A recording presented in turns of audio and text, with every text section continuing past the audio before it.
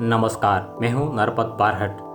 भारत के राष्ट्रपति के इनविटेशन कार्ड पर प्रेसिडेंट ऑफ भारत लिखे जाने के बाद एक नई बहस का जन्म हुआ है। तो आइए जानते हैं कि संविधान के अनुसार भारत या इंडिया में से क्या सही है। तो दोस्तों, संविधान के आर्टिकल 1 के अनुसार इंडिया दैट इज़ भारत यानी इंडिया जो कि भारत है का उल्लेख है।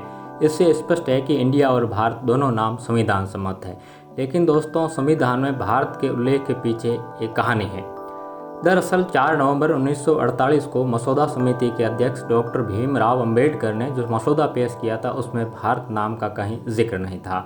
लेकिन फिर 18 सितंबर 1949 को डॉक्टर अंबेडकर ने जब संविधान के ड्राफ्ट को संशोधित किया और आर्टिकल 1 के तहत कहा गया कि इंडिया जो कि भारत है राज्यों का एक संघ होगा। संविधान की पहली लाइन ही संविधान सभा के सदस्य HP कामत को पसंद नहीं आई और उन्होंने इसका विरोध कर दिया। उन्होंने सुझाव दिया कि भारत या फिर अंग्रेजी में लिखा जाए कि इंडिया राज्यों का एक संघ होगा। इस वाक्य के लिए उन्होंने आयरलैंड के संविधान का तर्क दिया।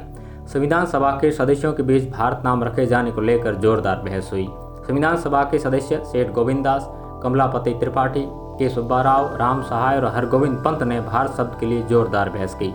संविधान सभा के सदस्य सेठ गोविंददास ने कहा कि इंडिया न ही प्राचीन शब्द है, न ही भारतीय संस्कृति से निकला।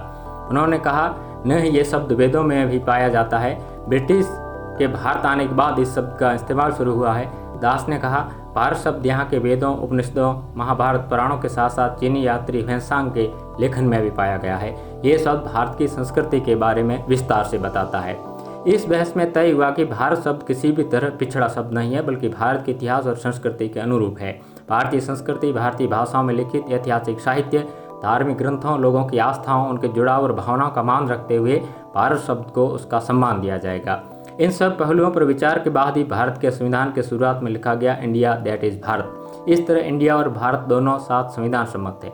अगर केंद्र सरकार अब इस देश का नाम सिर्फ भारत करना चाहती है या इंडिया शब्द हटाना चाहती है तो उसे अनुच्छेद 1 में संशोधन करने के लिए बिल लाना होगा। अनुच्छेद 368 संविधान को संशोधन करने की अनुमति देता है। अनुच्छेद 1 में संशोधन करने के लिए केंद्र सरकार को कम से कम 2/3 बहुमत यानी 66% मत की जरूरत होगी। लोकसभा में इस समय 539 सांसद है, लिहाजा अनुच्छेद 1 में संशोधन के लिए बिल को पास करने के लिए 356 सांसदों का समर्थन चाहिए। वहीं राज्यसभा में मौजूदा 238 सांसदों में से 157 सदस्यों के समर्थन की जरूरत होगी, यानी दोनों सदनों में 2/3 बहुमत की आवश्यकता होगी। धन्यवाद।